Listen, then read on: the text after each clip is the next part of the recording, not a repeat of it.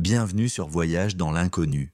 Installez-vous confortablement, laissez-vous porter et plongez dans un univers de détente et d'évasion. Ici, chaque vidéo est une invitation à voyager à travers des histoires captivantes, des romans envoûtants et des récits qui apaisent l'esprit. Abonnez-vous, activez la cloche et préparez-vous à vous laisser emporter. Bonne écoute. Dans un bus isolé roulant à travers une nuit pluvieuse, Jacques Dupont, un chauffeur chevronné, fait une découverte glaçante. Un passager au fond du bus est mort. Ce qui commence comme un événement inexplicable se transforme en un mystère obsédant, entre apparitions troublantes et secrets enfouis. Qui est cet homme? Pourquoi personne ne l'a vu monter? Et que cherche-t-il vraiment? Une enquête haletante où le passé et le présent s'entremêlent, laissant planer une ombre de mystère jusqu'à la dernière page. Le moteur du bus rugissait dans le silence nocturne, brisant l'immobilité de la campagne. Au volant, Jacques Dupont, un chauffeur chevronné, était concentré sur la route qui serpentait entre des collines sombres. La nuit était froide, et une pluie fine tambourinait sur le pare-brise. Jacques aimait conduire à ces heures tardives, quand la route semblait appartenir à un autre monde, un monde où les règles habituelles de la vie s'estompaient. Ce soir-là, son bus, le 129B, transportait une poignée de passagers.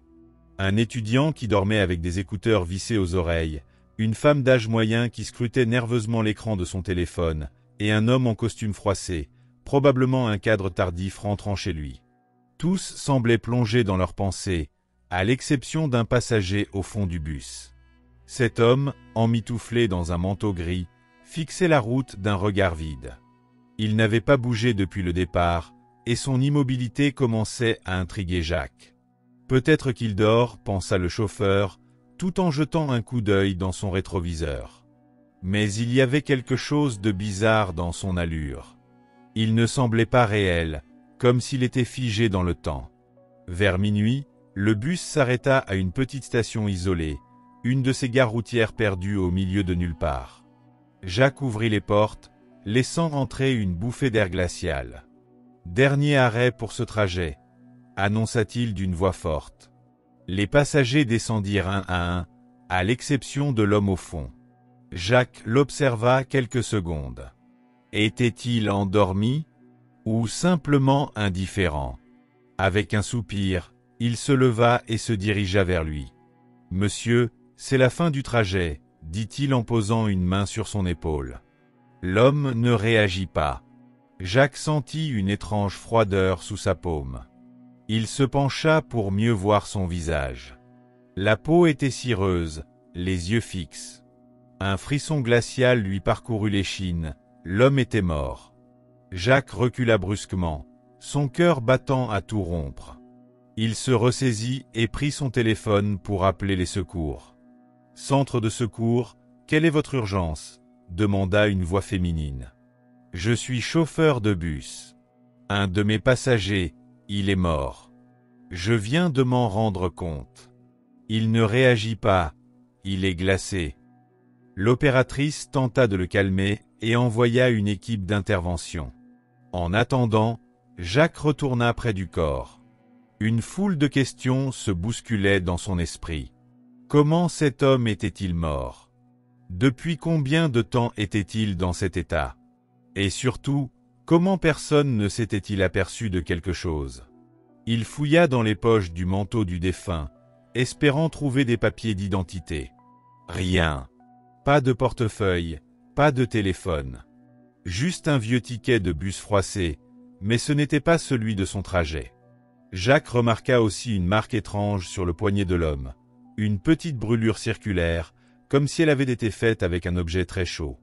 Lorsque les secours arrivèrent enfin, ils confirmèrent ce que Jacques redoutait. L'homme était décédé depuis plusieurs heures. « C'est impossible, murmura Jacques. Je l'ai vu monter dans mon bus il y a moins de 2 heures. Il était vivant. » Le chef de l'équipe de secours haussa les sourcils. « Vous êtes sûr? Parce qu'au vu de l'état de son corps, il est mort depuis au moins 6 heures. » Jacques sentit un frisson le traverser. « Ce n'est pas possible, répéta-t-il, mais cette fois avec moins de conviction. Le lendemain, la police ouvrit une enquête. Jacques fut convoqué au commissariat pour être interrogé.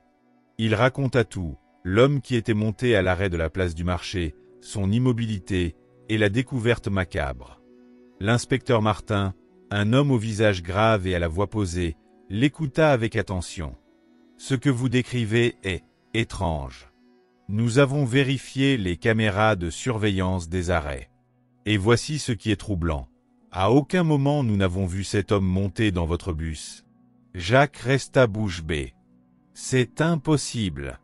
Je l'ai vu de mes propres yeux. » Martin hocha la tête. « Peut-être. Mais ce n'est pas tout. L'autopsie révèle qu'il est mort d'un arrêt cardiaque. Cependant, cette marque sur son poignet, nous n'arrivons pas à l'identifier.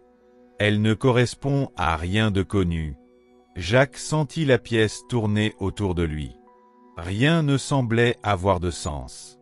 Il rentra chez lui cette nuit-là, incapable de trouver le sommeil. Une question le hantait. Qui était cet homme, et comment avait-il pu monter dans son bus sans laisser de traces? Jacques décida de mener sa propre enquête. Il retourna à l'arrêt de la place du marché, espérant trouver des témoins. Une vieille dame, qui tenait une petite boutique à proximité, lui raconta qu'elle avait vu un homme ressemblant à sa description plusieurs jours auparavant. Il était assis sur le banc, immobile, comme s'il attendait quelque chose. Mais il avait l'air égaré. Jacques poursuivit ses recherches et découvrit que cet homme était lié à un accident survenu 20 ans plus tôt sur cette même route. Un car avait basculé dans un ravin, faisant plusieurs victimes. Parmi elles, un homme non identifié dont le corps n'avait jamais été réclamé. « C'est insensé, murmura Jacques, mais les faits étaient troublants. L'homme mort dans son bus portait les mêmes vêtements que la description faite des victimes de l'époque. Alors que Jacques continuait à enquêter, il commença à ressentir une étrange présence, comme si l'homme le suivait encore. Des objets se déplaçaient chez lui, des ombres apparaissaient dans son rétroviseur alors qu'il conduisait. Puis un soir, il fit un rêve. L'homme lui murmurait de retourner à l'arrêt où tout avait commencé. Jacques s'exécuta. À minuit, il se rendit à l'endroit exact. Une sensation étrange l'envahit, comme si une force invisible pesait sur ses épaules. Soudain, il trouva une plaque commémorative rouillée à moitié enfouie sous des broussailles. Elle portait les noms des victimes de l'accident, mais un espace était laissé vide, sans nom ni inscription. « Qui êtes-vous vraiment » murmura Jacques. Il ressentit un souffle glacé sur sa nuque. Puis une voix, faible mais distincte, murmura « Je voulais juste rentrer chez moi ». Jacques recula, le cœur battant. Et soudain, tout devint clair. Cet homme n'était jamais monté dans son bus. Il était là depuis le début, un vestige d'un passé tragique cherchant à trouver enfin la paix. Jacques retourna chez lui, le cœur lourd mais étrangement apaisé. Il contacta les autorités locales et insista pour que le nom de l'homme inconnu soit ajouté à la plaque commémorative. Quelques jours plus tard, une petite cérémonie eut lieu. Jacques se tint devant la plaque rénovée, sentant une présence bienveillante à ses côtés. « Vous êtes chez vous maintenant » murmura-t-il. À partir de ce jour, Jacques ne revit plus jamais l'homme au manteau gris. Mais chaque fois qu'il conduisait sur cette route, il sentait une étrange sérénité, comme si l'ombre du passé avait enfin trouvé la lumière. Chers auditeurs, merci d'avoir voyagé avec moi à travers cette histoire troublante mais profondément humaine. Le passager oublié nous rappelle que parfois, les âmes perdues cherchent simplement à être reconnues, à trouver une place dans ce monde ou l'autre. Que ce récit vous accompagne, et qu'il vous inspire à toujours prêter attention aux mystères qui nous entourent. À bientôt pour une nouvelle aventure. Merci d'avoir écouté cette histoire avec moi. J'espère qu'elle vous a apporté un moment de détente et d'évasion. Si vous avez aimé, n'hésitez pas à laisser un pouce bleu, à partager la vidéo et à me dire en commentaire ce que vous en avez pensé. Abonnez-vous à la chaîne et activez la cloche pour ne pas manquer les prochaines histoires. Prenez soin de vous et à très bientôt pour un nouveau voyage dans l'imaginaire.